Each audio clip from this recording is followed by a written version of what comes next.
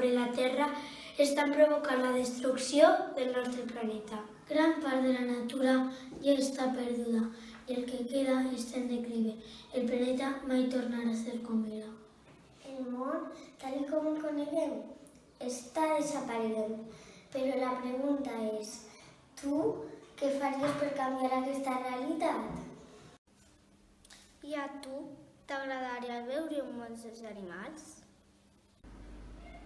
O veure un món sense arbres ni plantes? T'agradaria que el món estiguera més contaminat del que està dins uns anys?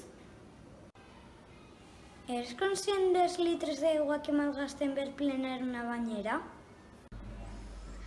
Eres conscient de la quantitat de paper que s'utilitza en un minut per tot el món?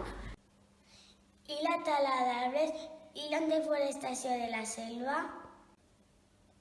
T'agradaria crear un forat més gran que el de la capa d'ozó? Això em repercutís a tots nosaltres. T'agradaria anar a la platja i banyar-te en plàstic? Sabies que el plàstic podria ser verinós? T'agradaria veure més plàstic que peixos a la mar?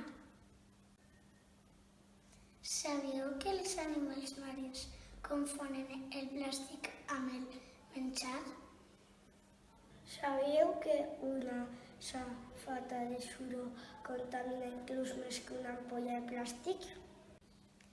Però la trista realitat és que el món que tu i els teus pares heu conegut, els nostres fills i filles no podran conèixer-lo ni gaudir-lo.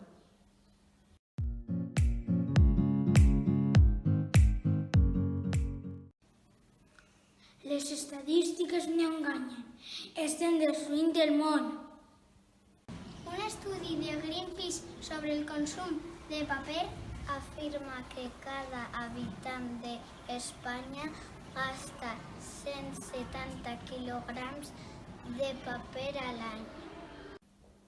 La temperatura de l'aigua dels oceans ha arribat a la temperatura més alta de la història. Hi ha més d'1 milió d'espècies d'animals en perill d'extinció. La illa de plàstic de l'oceà és 3 vegades el tamany de França i 7 vegades el d'Espanya.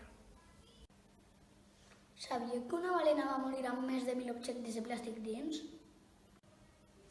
Inclús les nostres coses contenen plàstic per la quantitat de plàstic que mengem.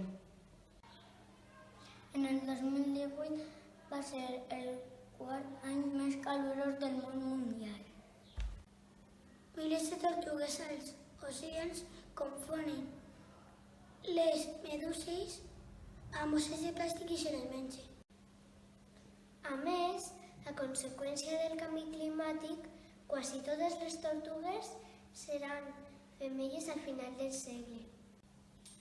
El desgel en Groenlàndia provocarà l'augment de 7 metres d'altura de nivell de mar.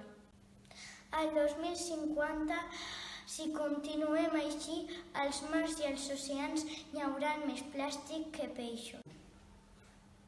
Per sort, ara en els restaurants d'Espanya comencen a prohibir els plàstics d'un sol ús.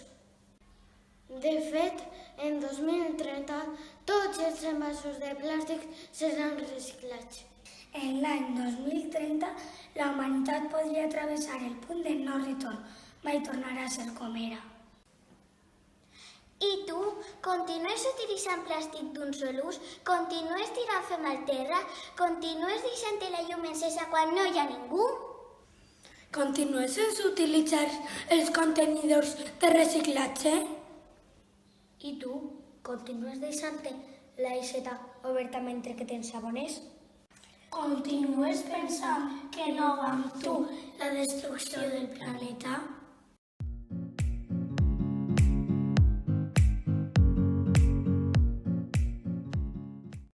Però estem a temps. Què podem fer per a salvar el planeta? Comencen a prohibir-se els envasos de plàstic en àrees protegides, com en el cas del Machu Picchu. Es recomana no plastificar les coses, especialment des de les escoles. Deixeu-los en les aixetes d'aigua. No les deixeu obertes perquè si no malgastem molta aigua. És fonamental deixar d'utilitzar les palletes de plàstic. No tires els bastonets dels ulls al vàter, doncs acaben a la mar.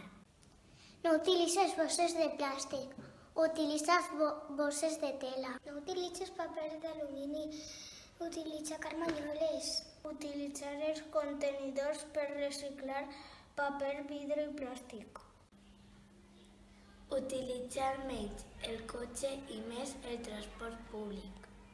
No facilitar que la gent pugui posar-se unes plaques solars a casa és anar a l'inrevés. Necessitem avançar.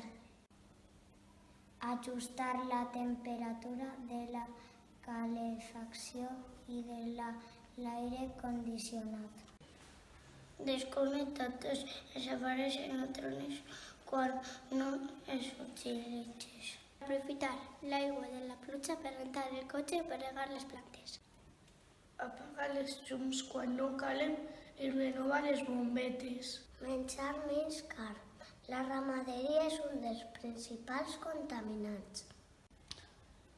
I tu, ens ajudaries a posar-li una tireta al món?